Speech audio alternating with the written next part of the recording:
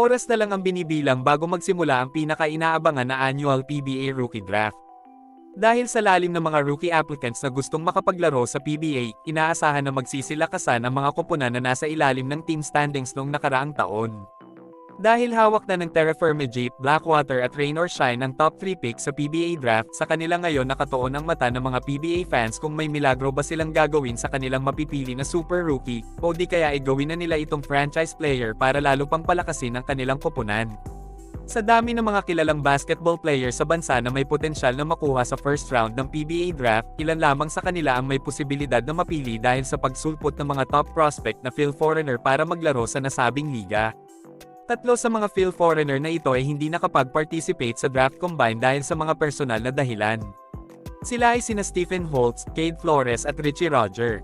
Sa tatlong player na ito, sinasabing si Stephen Holtz daw ang may pinaka-impressive na basketball career dahil sa kanyang experience sa paglalaro sa mga liga sa iba't ibang bansa. May malaking disadvantage lamang si Holtz dahil sa kanyang edad. Sa ngayon ay 31 anyos na ang mamang ito at masasabi na hindi siya kasama sa long-term plan ng koponan na makakapili sa kanya. Bagamat hindi pang matagalan ang kanyang husay sa basketball dahil sa kanyang edad, malaki pa din ang magiging impact niya kapag sumabak na siya sa hardcourt. Si Holtz ay isang NBA caliber player dahil makailang beses na din siyang naimbitahan ng Atlanta Hawks para maglaro sa nasabing koponan pero hindi pinalad na makapirma ng kontrata. Malaki naman ang posibilidad na ang Blackwater ang makasungkit kay Holtz sa PBA draft.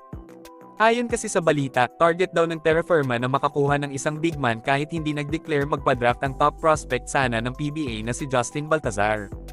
Panigurado na uulanin na naman ng batikos ang Terra Firma kapag pinalagpas nila ang pagkakataon na makuha ang prized rookie na si Stephen Holtz. Matagal na kasing kinukwestiyon ng mga basketball fans ang kredibilidad ng Terra Firma dahil palagi na lang itong namimigay ng mga top pick nila sa rookie draft kapag nakalipas na ang isang taon. Samantala, dalawang Phil Foreign prospect ang dumating sa eksaktong oras para sa 2023 PBA Rookie Draft. Dumating na sa Maynila ang Phil Australian big man na si Cade Flores at ang dating Tall Blacks pool member na si Richie Roger noong Biyernes.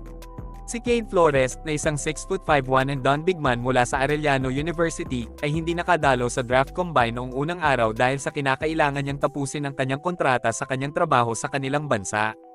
Ang dating Arellano Chief ay naging Rookie of the Year at Defensive Player of the Year noong nakaraang NCAA season, ay nag-average ng 12 puntos, 10 rebounds, 2 assists, 1 steal, at 1 block kada laro. Sa pamamagitan ng kanyang agency na Phenom Sports Management, nagkaroon ng private workout si Flores kasama ang mga PBA teams nitong Biyernes at ngayong Sabado. Samantala, si Richie Roger na isang 6-foot point guard ay nakapagsumite ng mga kinakailangang papeles para sa PBA draft bago malampasan ang deadline.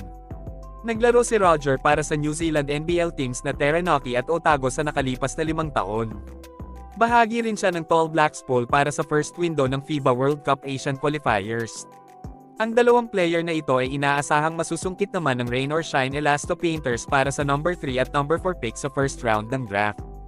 Ang mga powerhouse team kagaya ng SMB, Ginebra at TNT ay nakaabang naman sakaling magkaroon sila ng interes na kuhanin ang mapipili sa first round ng PBA draft.